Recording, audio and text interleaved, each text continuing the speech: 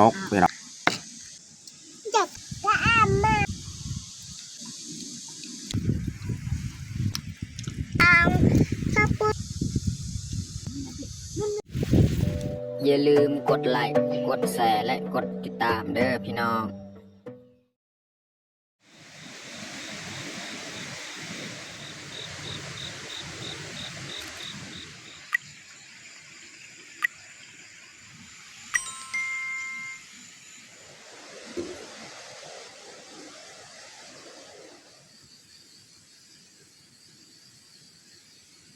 ครับสบายดีแล้วก็สวัสดีเบิร์ดสู่ปูสุคนยินดีต้อนรับเขาสู่ซองบาวยืงวันนี้จะพาลูกพาเมียเขาให้คือวันนี้เขาก็เข้ามาเสียหญ้าส่วนติดส่วนอ้อยนาเขานี่แหละแต่ว่าตอนเขาเสียนี่แม่เท่ากับป้ามาเสียแต่ว่า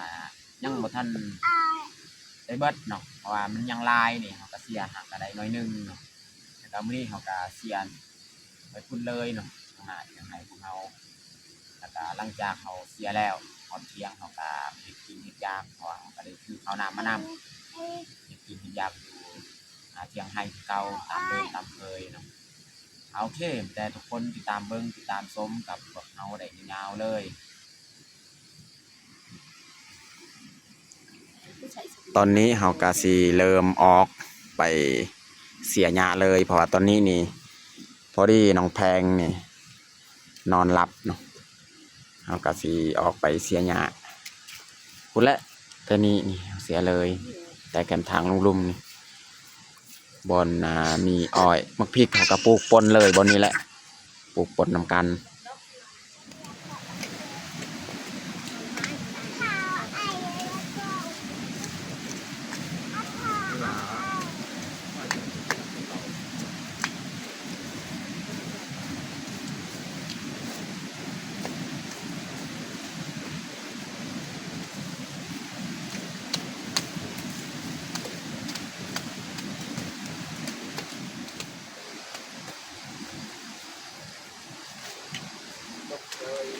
ตายโต๊ะโต๊ะเจ็ดโต๊ะ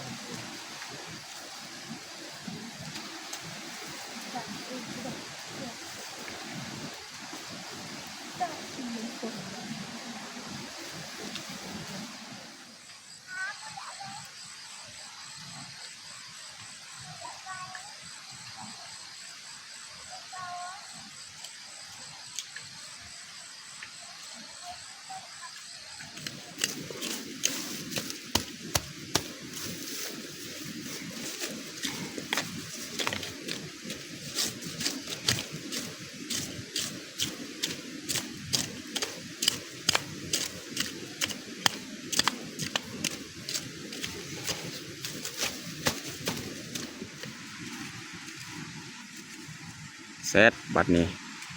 น้องพลอยสิมาเสียหญ้าแล้วบัดนี้เสียแบบนี้นี่ปีหนึ่งกับบ่แล้วแหละนี่ทั้งนี้เสียนี่บอนนี้บอนมีหญ้าหันระวังซับตีนได้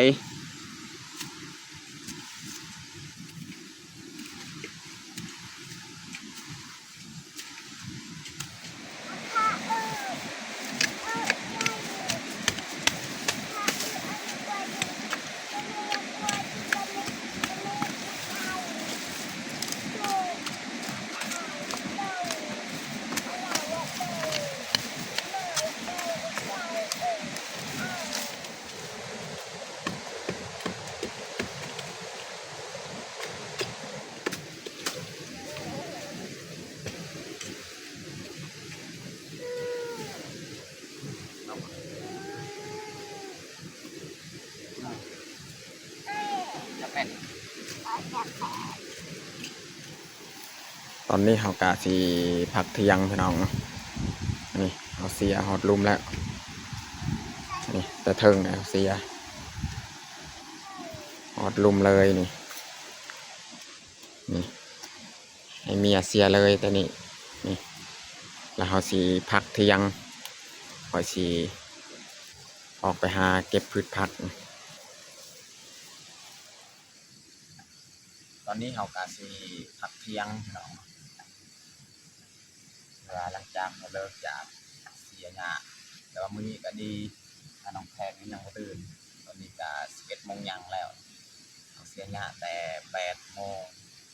พอ11 โมงยังน้องแพนยังสิตื่นถ้าน้องพลอยก็นอน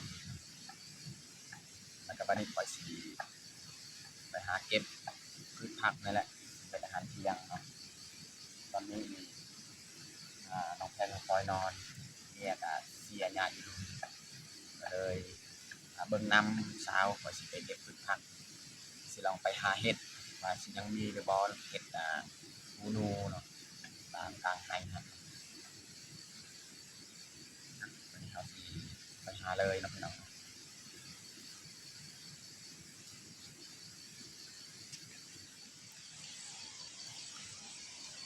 พูนทางพุ่นนี่คือสิมีเฮาเห็นมื้อนั้นมื้อเขาเกี่ยวข้าวเนาะสิลองไปหา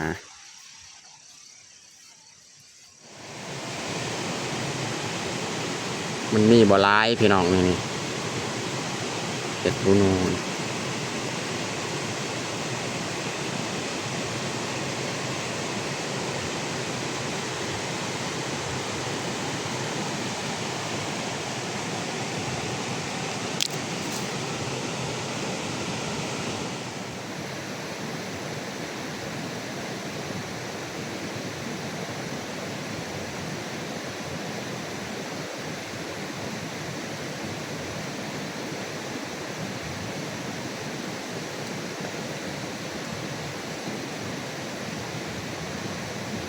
พอได้เอามาเฮ็ดอาหารเที่ยงน้องเอา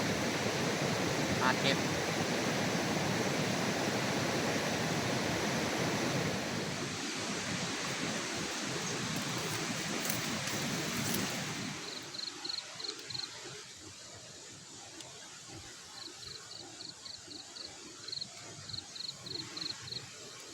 เก็บหมักพริกสกซอสพี่น้องจากต้นมาเลยเนาะ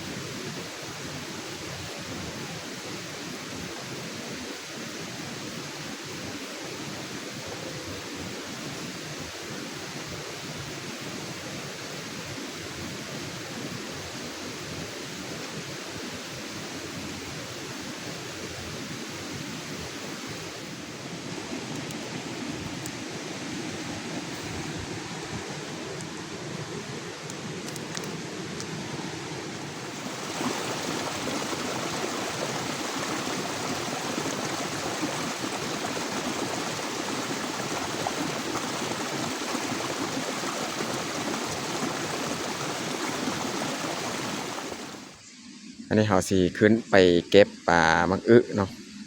นี่เพราะว่ามักอึของเฮานี่มันเหลืองแล้วตัวหนึงเนี่ยมันเน่าแล้วนี่ฝากเบิ่งนี้เอาพี่น้องเนาะนี่พูนอยู่เทิงอีก2 หน่วยนี่หน่วยหนึงเราสิขึ้นเก็บอยู่เทิงหั่นเนาะเก็บเบิดเลยเนาะพี่น้องเนาะ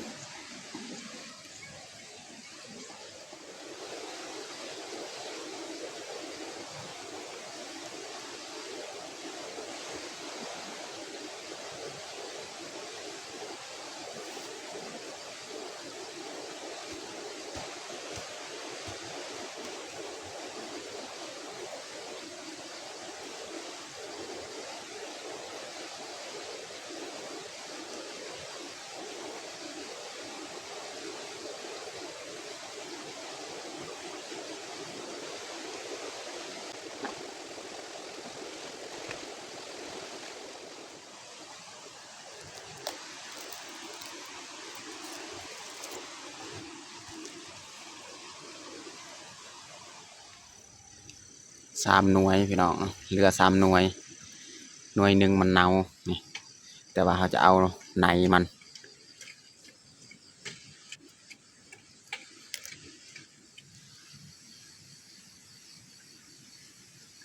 อนนี้ก็เขาเก็บพืชพักกันเรียบร้อยแล้วได้เฮ็ดฮูนูก็ได้หน่อยนึงบ่หลายประมาณนี้แหละอะไรนี่เขาเก็บปลามาคือราคาเดือสันหน่วยหน่อยนึงมันเอาเนาะวันนี้เขาสีไปล้างพืชผักเลยเนาะอย่างต้องแพงสีตื่นก่อนเนาะไปล้างพืชผักทำเฮ็ดอาหารก่อนเลยเนาะ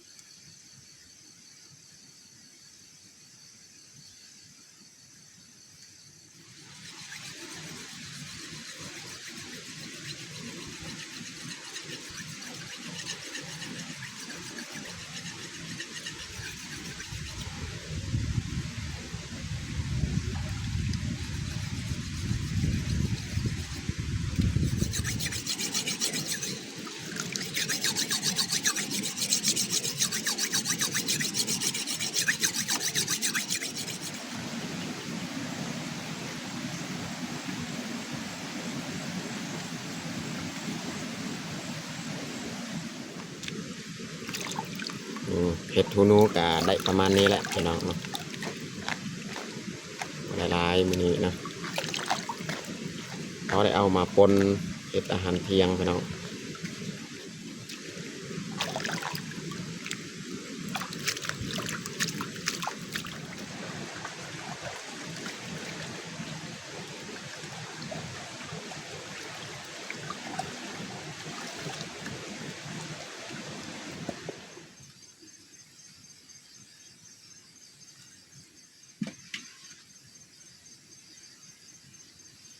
ตอนนี้เขาก็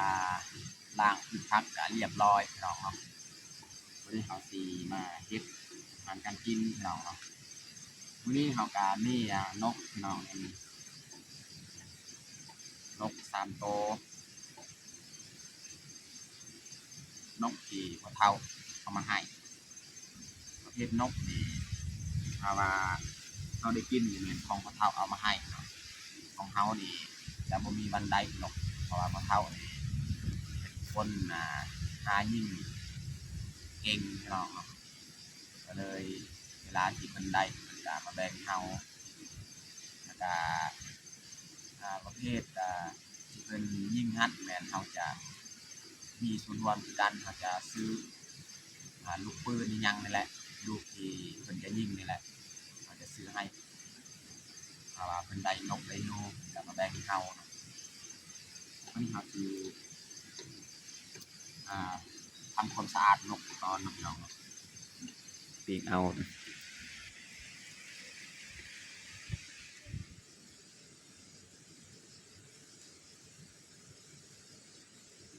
อันนี้ก็ทำความสะอาดเรียบร้อยอันนี้เขาจะพักเลยเนาะ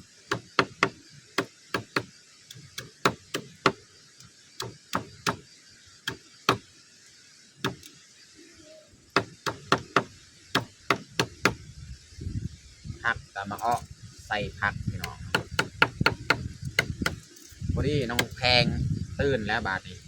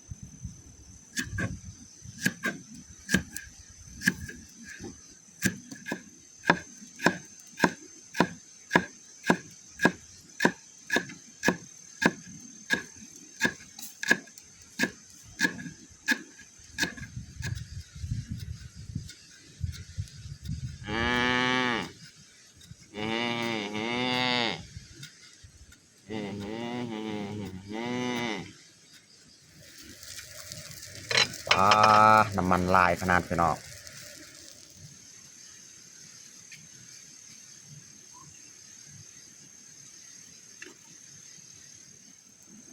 ใส่พริกใส่กระเทียมเนาะก็ใส่หัวสิไข่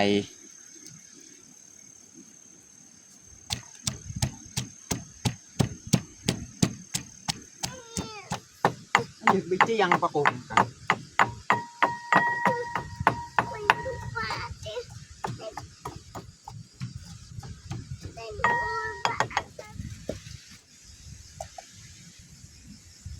วันนี้เขาจะค้างหม้อเลย เอาใส่น้ำมันหน่อยนึงเพื่อให้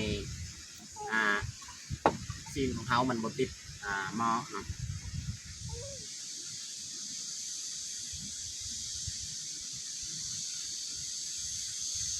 ใส่หน่อยนึงเนาะ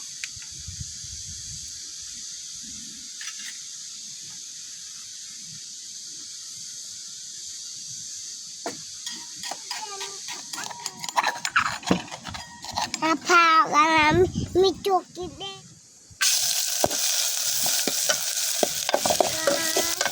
มะพร้าวว้าว วันนี้เขาจะใส่หอมแดงอีก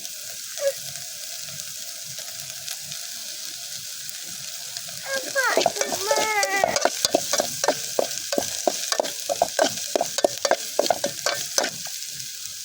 ต่อมาเขาจะใส่ซีนนกของเราเลย ว้าว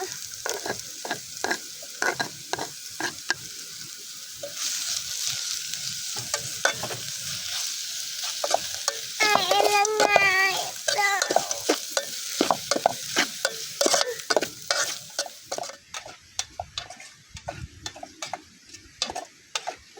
บ้าน้ำมันนอนเอา ก็หมดเป็นกลางวัน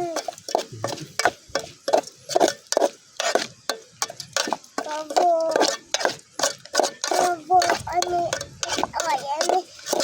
คือบะโบกลางวัน วันนี้เขาสีปรุงเกลือเป็นนัวอีกเนาะ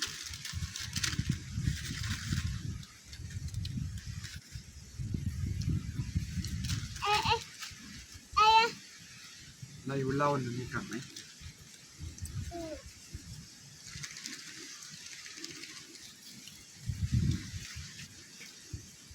เจ้านกกินนะอะไร วันนี้เขาจะใส่เห็ดหูหนูนะพี่น้องเนาะใส่เห็ดหูหนูพี่น้องเนาะ อ้าว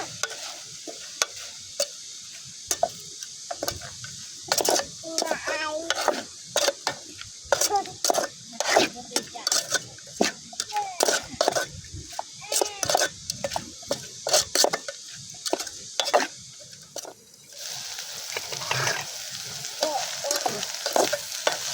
นี่พี่น้อง มะพร้า คั่ว ว เห็ดหูหนูนี่ก็น่าจะซุกวันนี้เขาจะใส่น้ำเลยนะพี่น้องเนาะน้ำล้างครกนี่ใส่ประมาณนี้แหละใส่ลาย เอ้ยแก้วก็ตัวแก้วนี่ปะนี่ก็ ตอนนี้เมียกะเศร้าเสียหน้าแล้วกลับมาพักผ่อน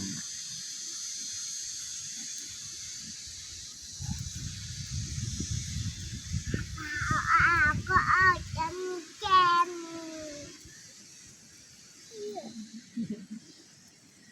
ผ่าก็เอาแกนส้มน้ำมาแล้วก็ไปมดนกกากากูเอ็นบอลมาในนนกากูไล่ วันนี้เขาจะใส่ผักของเราเลยพี่น้องเนาะ เพราะว่าดูเอาบอลเอาดู อ่า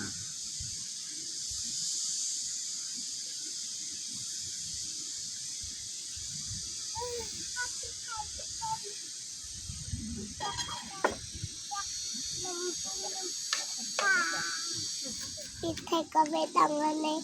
จุดกระติดไข่กาเฟดังอันนี้คุณน้ำคุณเลดอาราเมติยา ซอยหอมบัวพี่น้องเนาะ ใส่ฮัมเป อันนี้ผักไอตู อันนี้ผักไอตูต่อไป ตอนนี้ก็น่าจะสุกแล้วนี่ออกผักออกนกของเราใส่เห็ดฮูนูพี่น้องเอ้ยนี่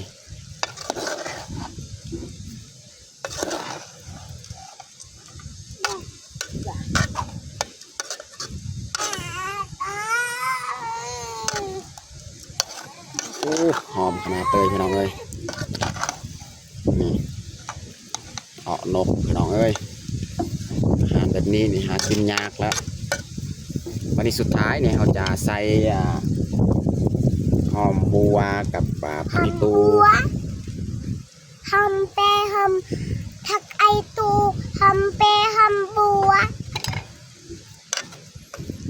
อาพาเพื่ออ่อยตัวแจน ปีกนกของเฮากะสุกเรียบร้อยแล้วพี่น้องเนาะนี่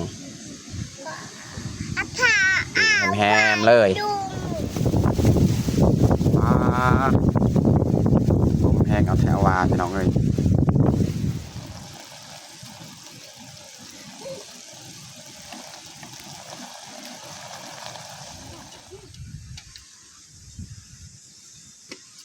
ล่มแห้งแล้วพี่น้องเนาะล่มช่วงเดือน11-12นี่แมันล่มที่บ้านเฮาล่มแห้ง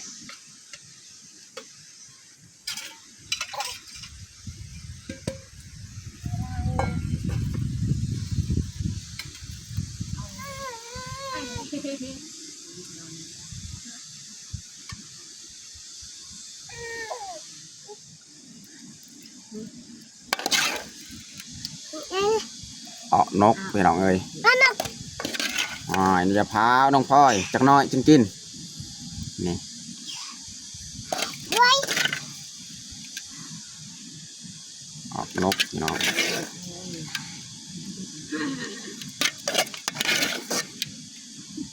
อาพาคุณถูกประจำกันนะ เรียบร้อยพี่น้องเนาะ ไล่ไล่ดูมา แง่พี่น้อง ว้า อันนี้แมนตัวปิ้งนี่ ว้าอาพาอาปัวกูอากูดูจานในกอก มันดีพี่น้องเนาะ คุย วันนี้เขาสีตัดเนาะพี่น้องเนาะ อดีต เพื่อสบายเขากินเนาะยาลิ้นน้องพลอย อากูจะอากูดูอากูจะอาพาอาพาอะไร พี่น้องเบิ้งนี่เนื้อมัน กระดูก เนื้อซ้ำๆเลยพี่น้อง กระดูกอากูดูจับบักเทียมนู่นกูอยากไปจับไปละ นี่พี่น้องเบิ้งเนื้อมัน อยากกับแบบบ้านได้เลยนะ สำนี้แหละเขาตัดเนาะพี่น้องเนาะตอนนี้กะเรียบร้อยเขาแต่งเขาของเฮาปิ้งนกพี่น้องเนาะแซ่บๆแล้วก็นี่แมนตัวอ้อนี่เฮาพักแล้วก็ใส่เห็ดใส่ผักเนาะ ยอม แล้วก็มีกล้วยนี่กล้วยเอามาจากบ้านกล้วยหอมสำหรับอาหารเที่ยงของเฮากะเบิดสำนี้แหละ จะอาบมา ตอนนี้ก็เรียบร้อยเฮาแต่งข้าวของเฮาวันนี้เฮาจะลงมือกินข้าวเที่ยงเลยเอามาคนมากินข้าวเที่ยงนำกันเอาน้องพลอยเอิญลุงปามกินข้าว เข้าเที่ยงกัน อันนี้มันข้าวเที่ยงเอาลุยเลยพี่น้องเนาะอาหารแซ่บๆมื้อนี้พี่น้อง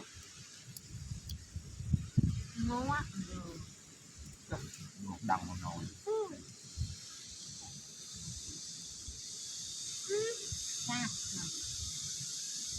จอย ก็บำน้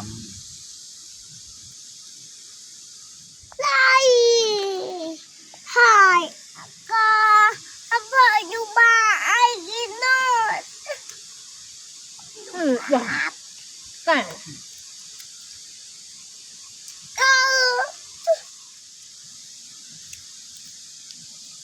น้องพลอยนี่กินตัวเขาย่างนะ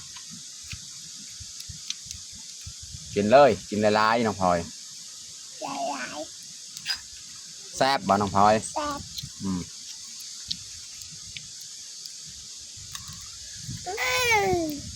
เอา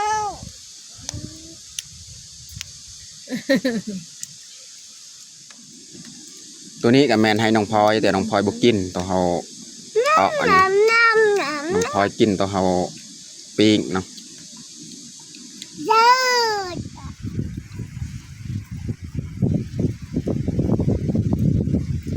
มันจะไปจำเด็ก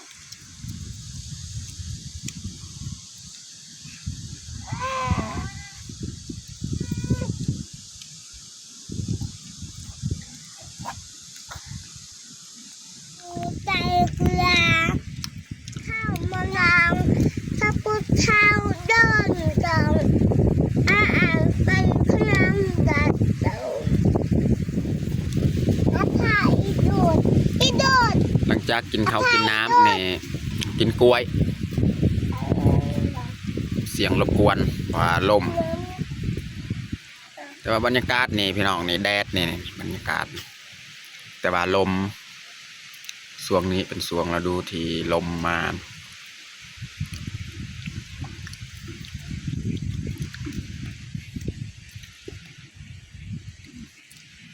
น้องพลอยนี่ยังกินสีนก